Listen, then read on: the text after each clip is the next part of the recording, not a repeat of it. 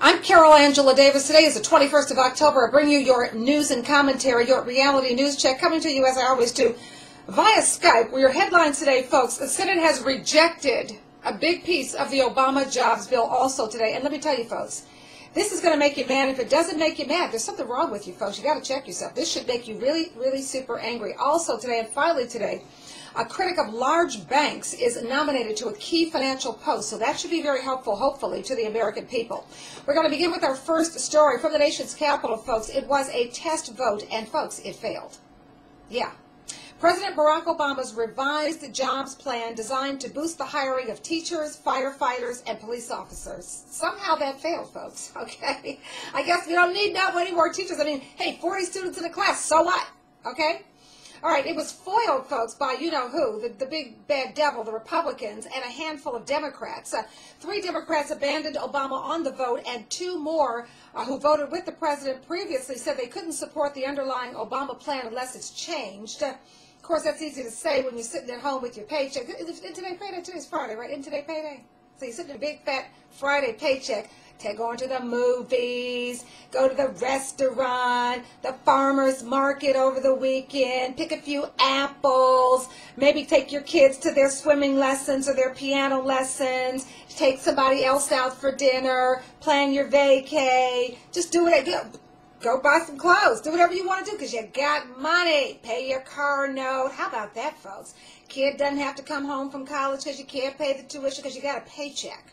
That's right. That's why they're very easy for them to go against the president and vote down the jobs bill for police, firefighters, and teachers. These people are not, they are so out of control, folks. Okay, check this out. The White House says the measure is going to support 400,000, almost 400,000 education jobs for 1 year. I have to laugh because the Republicans are just so out of touch. Here's what the Republicans, the sheeple, because they all vote in a block. Here's what they don't think. There's no thinking going on in the Republican Party. No critical analysis, nothing. Just okay. Okay, the Republicans call that a temporary sugar high. Yes, folks, they call those 400,000 jobs a temporary sugar high. I'll take it. Yeah, a temporary sugar high for the economy, and they say it's a tax-funded. This is a real criticism, folks. They say it's a taxpayer-funded bailout of state and local governments. Let me tell you something, Republicans and those 5 Democrats.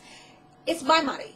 I'm the taxpayer. You bailed those banks out. You didn't ask for my permission. You bailed them out. You didn't ask me what rules I wanted to bail them out. And trust me, everything that you gave them, I would never have given them.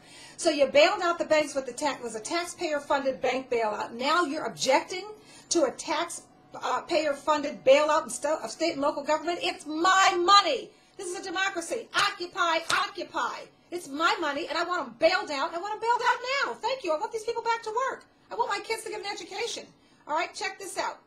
Now, here are the Democrats that went against the jobs bill for police, teachers, and firefighters. They are Democrats Ben Nelson of Nebraska. He's always been a problem. Mark Pryor of Arkansas, who has his own 6-point jobs plan on his site for his state of Arkansas. Is anybody home? There are 49 other states, okay? And independent Joe Lieberman, no conversation about him. He's constantly going against the president. He just does it because he wants attention. All right, 2 Democrats who voted with the president and now are not going to vote for the bill unless they get it changed are Joe Manchin of West Virginia. Now, we know how great that state is faring from a poverty standpoint, et cetera, and has for God knows how many years. And I'm not talking against West Virginia. My mother's from West Virginia, but I'll tell you, the state doesn't do that well, and he has the nerve of voting against the jobs bill. And John Tester of Montana. These are the ones who will not support the president right now. All right. They want to change. Oh, and by the way, just so you know, these wonderful, fabulous sheeple Republicans who are and the sheeple Democrats, guess what? This is what they did do. They did go to work today, folks, so they are going to be picking up their paycheck along with their health insurance. But here's what they did do today, folks. They voted 84 to 15, almost unanimously, folks. 84 to 15. They did vote to end direct payments. They are ending direct payments to farmers whose annual incomes exceed $1 million. That's called welfare. They have been giving welfare to farmers whose incomes exceed $1 million buckaroos, folks. And they can't figure out how to employ teachers, firefighters, and police officers at the beginning of the Obama. These people, corporate welfare. See, it's good for them, but I'm telling you, these people are so out of touch. All right. Now, let me tell you that this comes at a time, and here's what the U.S. Census data is showing for poverty in America. You are not going to believe this. The ranks of the poor rose in almost all U.S. states and cities in 2010. This is not the richest country in the world. This is the greediest country in the world. That is the word from the U.S. Census. Okay, Mississippi and New Mexico had the highest poverty rates with more than 1 out of every 5 people in poverty. We can't have that. All right, we should tell you that New Hampshire had the lowest poverty rate at 8.3%, still quite high, making it the only state with a poverty rate below 10%. 49 states have a poverty rate above 10%. These people can't figure out how to give people jobs. They ought to be fired, impeached, gotten rid of, voted against. Hey, folks, if you ever thought you maybe woulda, shoulda, mighta, wanna, kinda, whatever, be in politics, now's the time, folks.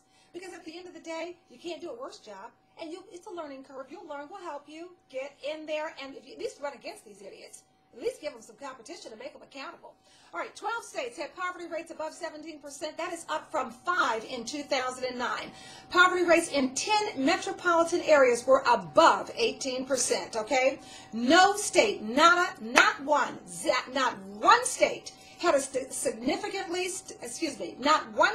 a statistically significant decline in either the number of people in poverty or the poverty rate between 2009 and 2000. That is so pathetic.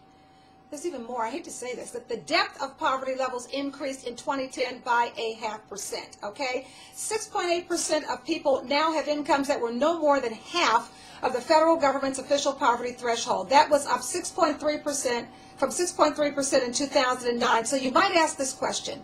Where is poverty the deepest? Folks, believe it or not, it is in the nation's capital, Washington, D.C., where 1 in 10 people had incomes of less than 50% of the threshold. We should also tell you that the great state of Texas, you know, Rick Perry does want to be president of the United States of America. And folks, let's face it, he is touting the wonderful, wonderful job he has done in Texas. Well, get this, Rick, okay? The Texas region, defined by the cities of McAllen, Edinburgh, and Mission, had the highest poverty rate in the country. No, you can't be president. 33.4%, followed by Fresno, California at 26.8%. If you vote Republican, you're an idiot. If you elect Rick Perry or vote for him to be president, I'm sorry. If you're poor, you shouldn't be poor. You should be poorer because you're not thinking and you don't look at the numbers. Numbers don't lie, folks. Look at the data. Okay? All right, finally today, in business news, there is good news. President Barack Obama has nominated former Kansas City Federal Reserve Bank President Thomas Honig to be vice chairman of the board of directors of the Federal Deposit Insurance Corporation. Now, why is this good news? Because Honig is referred to as a prominent critic of large banks, and I call the banks the banksters. Not only the banksters, the hangman, because they sure got noose around our necks, okay? He also reportedly feels that the 2010 Dodd-Frank financial oversight law did not do enough to address the issue. Oh, I'll drink to that.